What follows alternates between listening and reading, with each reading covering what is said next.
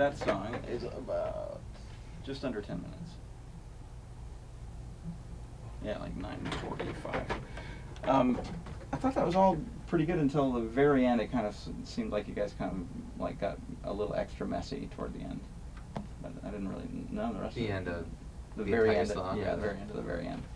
I thought all the little guitar feature moments in the middle sounded really nice to me. In the analog domain, once something is recorded, you tend to leave it the way it is or change it very slightly. So the majority of your effort in the analog domain is spent on getting things to sound good at the beginning of the process and getting the band comfortable for performance so that they can play normally and naturally and their timing is good and their sight lines are good and their cues are accurate and things like that. So that the music, once recorded, is very close to the finished product.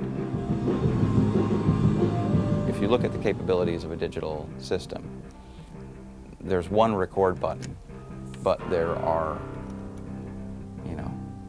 millions of options for taking a sound that has already been recorded and manipulating it in some way, changing the pitch, changing the speed, moving notes around in time, like subtracting notes from chords. All of those things can be done in the analog domain, but doing them generally requires quite a bit of effort to do, like a radical transformation. In the digital domain, radical transformation is kind of standard. It's presumed to be the working method, is that you're going to change the sound around it quite a lot.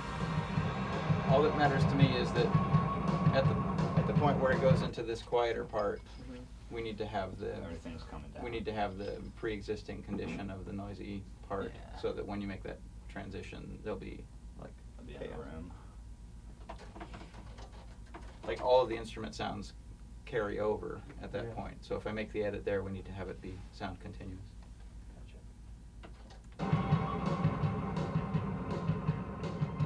My main concern as a recording engineer is that the people that I'm working for, the clients, the bands that I'm working for, are trusting me to make a permanent recording of their life's work.